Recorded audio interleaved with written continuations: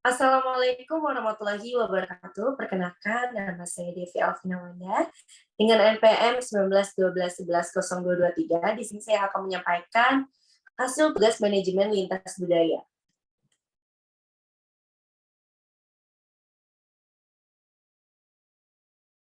Pembahasan yang akan saya bahas ada judul, studi kasus, dan kesimpulan. Judul, membangun hubungan antar budaya studi kasus, pentingnya membangun hubungan antar budaya dalam bisnis.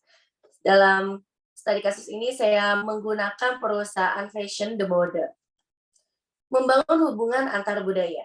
Budaya adalah sebuah kebiasaan yang biasa dilakukan oleh golongan atau kelompok tertentu yang dimanifestasikan dengan aktivitas fisik dan non-fisik.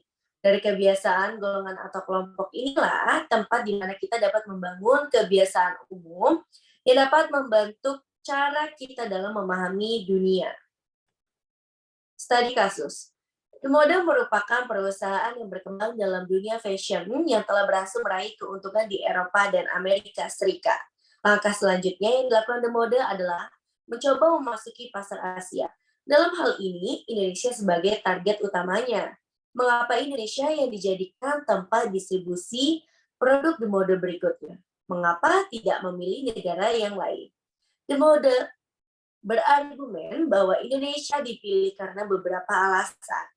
Pertama, Indonesia sebagai salah satu negara dengan jumlah penduduk terbesar di dunia yang kini menempati posisi 4 terbesar di dunia. Indonesia memiliki penduduk yang berjumlah 250 juta jiwa.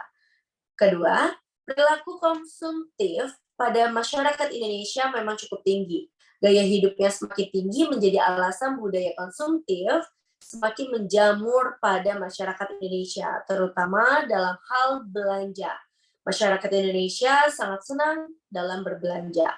Oleh karena itu, perusahaan The Mode berekspektasi akan mendapatkan keuntungan yang besar pada pasar Indonesia. Namun, apa yang terjadi?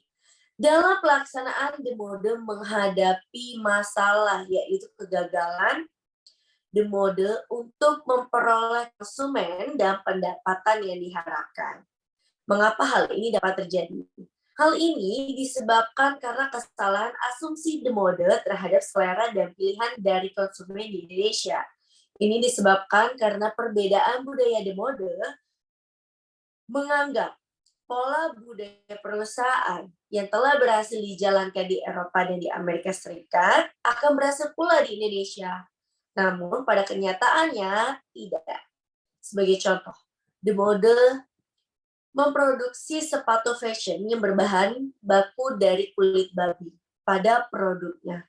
Hal ini tentu saja bertentangan dengan budaya masyarakat di Indonesia yang sedikit ketimur-timuran. Dan The Mode juga menawarkan baju-baju fashion hasil produksi dari The Mode namun kurang diminati oleh konsumen Indonesia karena dianggap tidak sopan jika digunakan untuk beraktivitas di luar rumah.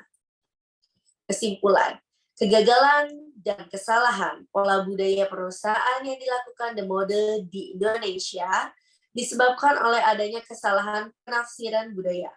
The Mode beranggapan bahwa apa yang diterapkan dan sukses di Eropa dan USA, maka sukses pula di Indonesia. The Mode seharusnya mengadakan riset terlebih dahulu tentang bagaimana budaya orang Indonesia, serta mempelajari budaya-budaya yang ada di Indonesia, sehingga mampu membangun hubungan antara budaya dan pola budaya perusahaan dapat disesuaikan dengan kultur setempat yang diterapkan di Indonesia tentunya. Dan setelah The Mode merubah strateginya, yaitu dengan merubah produk sepatu dan pakaiannya yang ditawarkan sesuai dengan budaya setempat atau dengan budaya Indonesia dengan keinginan konsumen sehingga mampu mendapatkan minat konsumen. Dalam pertemuan kali ini saya mendapatkan quotes, keberagaman budaya bukan sebuah hambatan dalam membangun suatu hubungan. Jika kita saling mengerti dan menghargai perbedaan satu sama lain, maka akan dapat membuat suatu perubahan dalam kelompok dalam mencapai suatu tujuan. Sekian presentasi dari saya. Apabila ada kesalahan, saya mohon maaf. Terima kasih. Wassalamualaikum warahmatullahi wabarakatuh.